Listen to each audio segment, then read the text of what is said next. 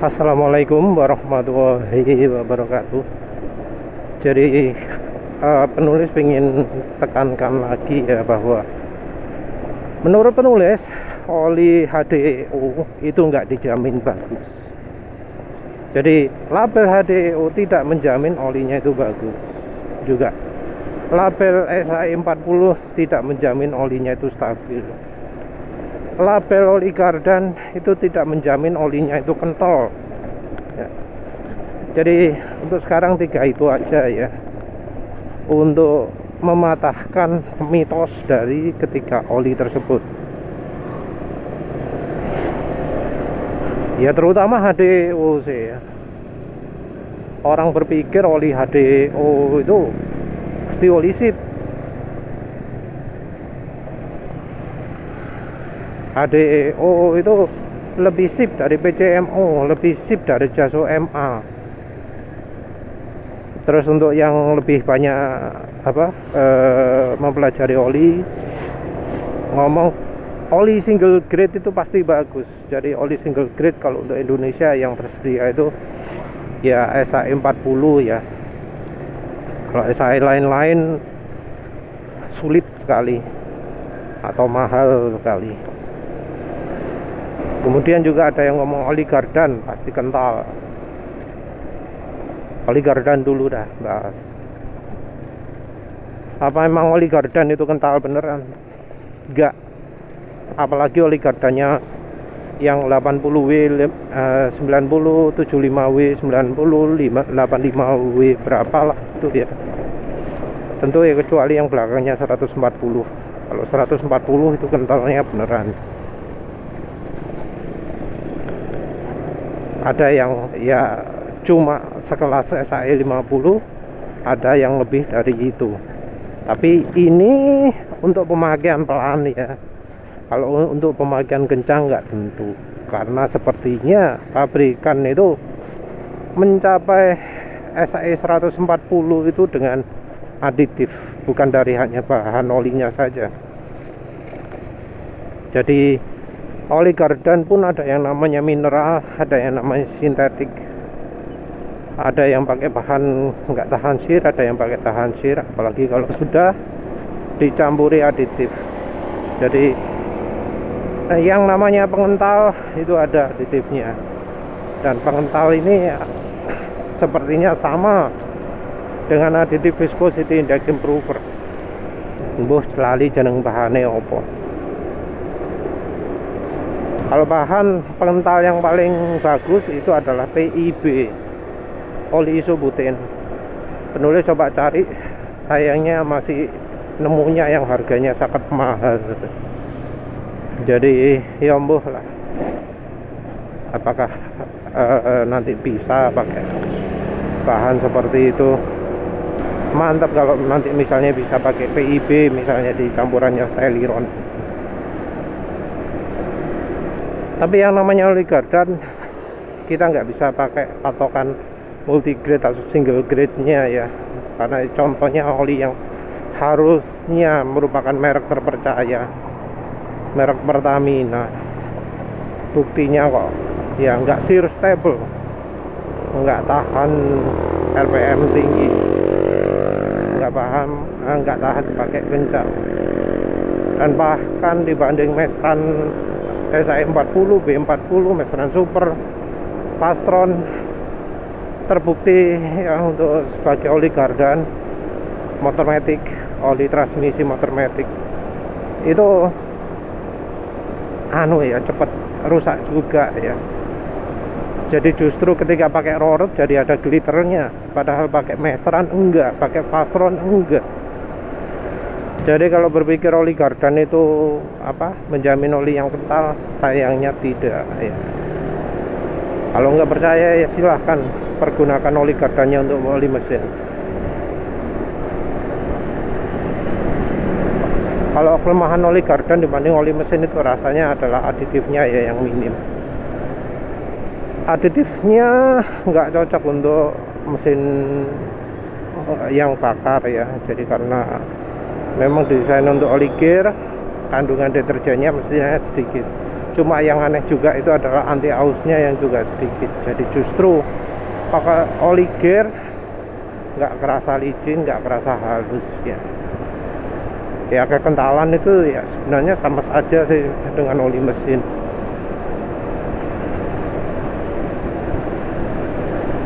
Terus selain itu adalah oli SAE single grade.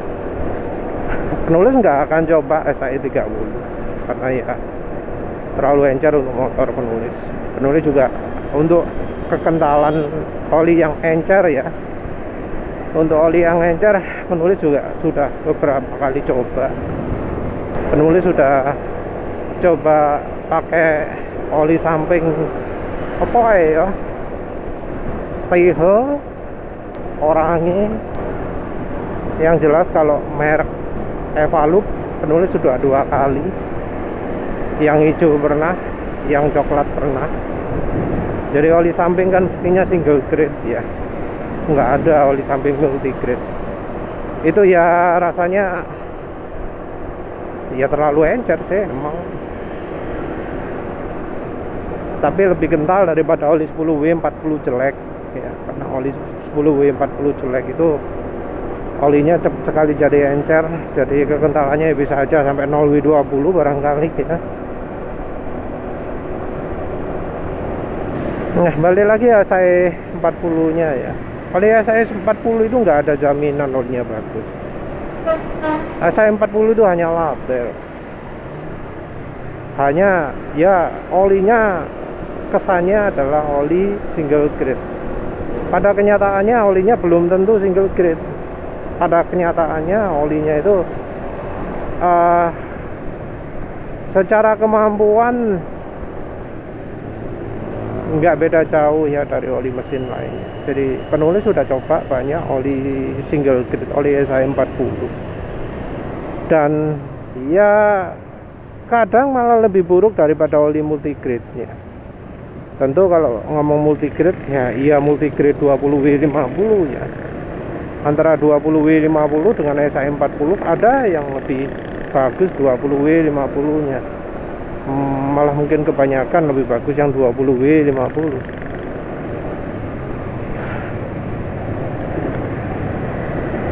Jadi kalau yang lebih bagus SAE 40 nya ya contohnya Mesran B40, SAE 40 versus Mesran Super.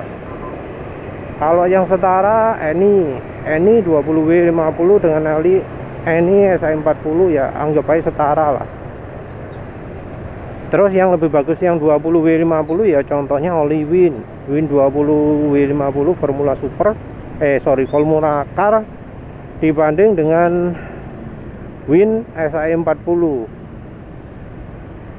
Jadi ya SAE 40 itu bukan jaminan, karena ya pabrikan sepertinya untuk membuat oli SAE 40 mungkin dari pabriknya tanpa menggunakan additive viscosity index improver, tapi dari supplier olinya, dari vendor bahan dasar olinya bisa jadi sudah menambahkan additive viscosity index improver. Jadinya walau disebut SAE 40, olinya juga cepat encer ketika kena putaran mesin, ketika dipakai ngebut, ketika dipakai kecepatan tinggi. Jadi jangan berpikir bahwa oli SAE 40 itu stabil. Terus kemudian yang orang itu juga banyak memuji itu adalah oli HDEO. Oli HDEO disebut lebih bagus daripada oli lain-lainnya.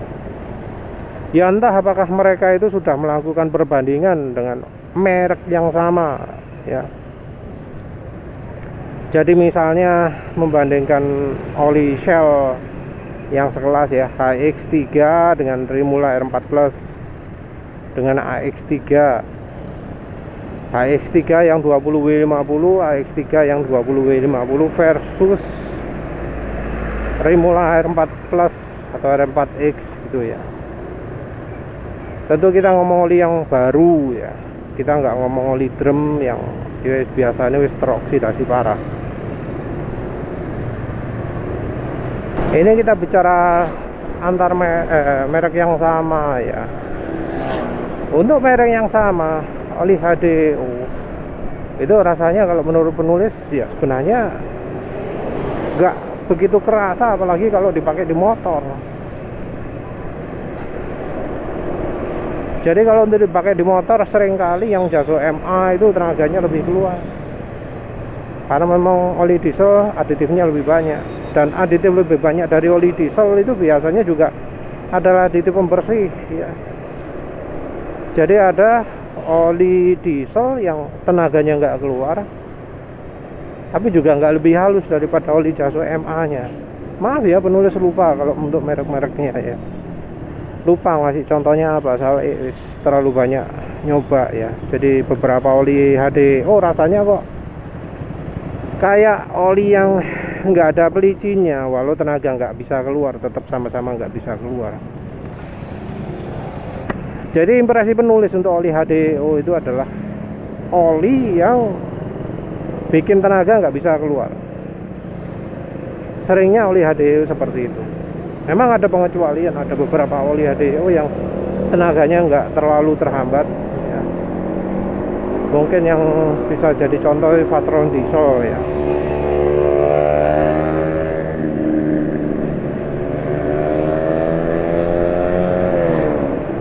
Jadi Vatron diesel itu kan jelas oli diesel ya, HDO ya. Tapi ya rasanya nggak terhambat oli-oli yang lain. Ya silakan lah bandingkan, tapi untuk produksi tahun berapa wis, maaf lupa yang tahun produksinya Vatron dieselnya. Untuk Vatron diesel yang penulis coba rasanya seperti itu. Ya penulis ada rencana sih untuk nyoba Vatron diesel yang versi 2024. Tapi yang jelas kebanyakan oli diesel HDO itu menghambat tenaganya yang terutama terjadi. Untuk soal halus nggak mesti, soal awet wah itu makin nggak mesti lagi. Jadi soal awet seringnya malah oli PCMO yang menang ya, karena beberapa oli PCMO itu dirancang lebih kuat ya. Tapi penulis nggak ngomong yang 10W30, 0W20, tapi PCMO yang 20W50 gitu ya. Oli HDO itu memang anggap aja aditifnya lebih oke lah daripada oli tipe lain, lebih banyak pastinya ya. Kalau kita ngomong yang standar lama ya, karena standar baru PICK Tahbiro itu aditifnya oli diesel malah dikurangi, malah ada yang tipenya low SAPS ya. Kalau low SAPS ya pastinya aditifnya lebih sedikit. Nah penyebab oli diesel nggak bagus itu ya sebenarnya sama dengan oli mesin yang lain, karena yang menentukan kemampuan oli itu yang paling utama adalah bahan dasar olinya, dari cairan dasar olinya. Bahan dasar yang biasa disebut base oil, yang grupnya itu ada grup 1, 2, 3, 4, 5. Grup 1 sekarang sepertinya sudah punah, sudah nggak ada di Indonesia. Ada pun sangat sulit didapat. Penulis sebelumnya nyebut meseran, tapi ya rasanya kalau meseran sekarang sudah bukan grup 1 lagi ya. Mungkin ada yang ngomong, oh di safety datasheet masih disebut grup 1, atau di produk datasheet ada cirinya grup 1. Tapi ya ingat, produk datasheetnya meseran itu tahun berapa? Kan nggak ada safety datasheet meseran 2024. Jadi ya jangan dipikir produk datasheetnya mencerminkan produk yang sekarang. Kebanyakan oli di Indonesia rasanya pakai oli grup 2. Grup 3 rasanya juga jarang. Jadi grup 3 itu kan namanya hydrocrack, ada juga yang termasuk kategori full sintetik. Jadi grup 3 plus, contohnya adalah Pur Plusnya Shell. Tapi rasanya kebanyakan adalah grup 2. Ingat juga bahwa grup 2 itu juga salah satunya adalah oli daur ulang. Jadi jangan dipikir oli daur ulang itu nggak dipakai oleh pabrik-pabrik terkenal, karena pabrik-pabrik terkenal pun punya kilang minyak ya. Jadi semacam Shell, semacam Castrol sepertinya mengambil bahan daur ulangnya dari British Petroleum. Jadi British Petroleum punya kilang minyak besar yang bisa mengolah sampai jutaan barel kalau nggak salah per tahun. Jadi jangan dipikir kalau oli daur ulang itu oli drum dikasih campuran diudak, itu yang enggak ya. Oli daur ulang itu adalah oli bekas yang diproses seperti halnya memproses minyak bumi untuk jadikan oli. Nah, daur ulang ini sebenarnya kualitasnya macam-macam ya, karena prosesnya itu tidak hanya satu jenis saja. Jadi beda kilang minyak ya bakal beda kualitasnya, karena ya cara produksinya juga minim ada dua, ada revive oil, satunya lagi opol. Jadi minim ada dua. Sementara itu pabrik daur ulang di Indonesia minim ada 17. Dan ingat juga bahwa dari satu kilang minyak pun kualitasnya bisa dipilih. Dia bisa menghasilkan kualitas tinggi, dia bisa menghasilkan kualitas rendah. Sementara itu ya namanya pasar oli di Indonesia sangat kompetitif ya. Ya cari harga yang paling murah. Rasanya jarang orang yang cari harga mahal ya. Mungkin kalau lihat kasus seperti itu orang jadi milih, oh mending cari yang bahan berkualitas saja, cari yang pure plus ya. Tapi ya penulis nyoba oli pure plusnya Shell kok ya mengecewakan ya. Penulis bahkan nggak bisa bedakan antara bahan olinya Shell Advance Power dengan Shell HX3 atau R4 Plus, karena dari hasil uji pemanasan kok mirip oline, sama-sama cepat jadi hitam, sama-sama sulit penguapannya. Jadi untuk penguapan memang bagus sekali olinya, termasuk tahan terhadap penguapan dibanding oli-oli yang jelas daur ulang. Tapi cepat hitamnya itu yang aneh ya, karena harusnya oli grup 3 plus tahan panas.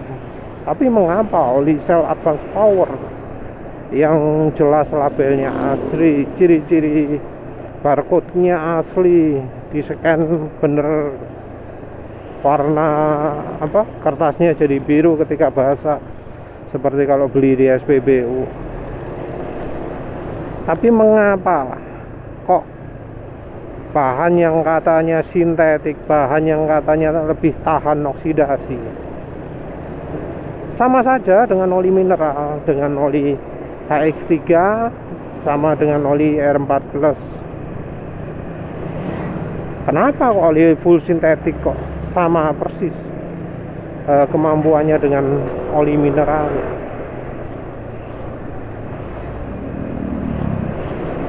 Jadi karena bahan dasar olinya jelek ya, mau bagaimanapun walau labelnya HDO single grade atau apapun lah ya, tetap olinya jelek. Jadi ngomong HDO itu bagus ya, baiknya membandingkan dengan banyak merek lah, membandingkan dengan merek-merek yang diketahui lebih baik, lebih tahan lama. Kalau kenalnya cuma HX3, kenalnya cuma AX3, SPX, ya malu Federal, ya jangan ngambil kesimpulan dulu. Coba tanya-tanya ke orang yang sudah membandingkan minim puluhan merek lah. Jangan tanya ke orang yang cuma coba 1, 2 kurang dari 10.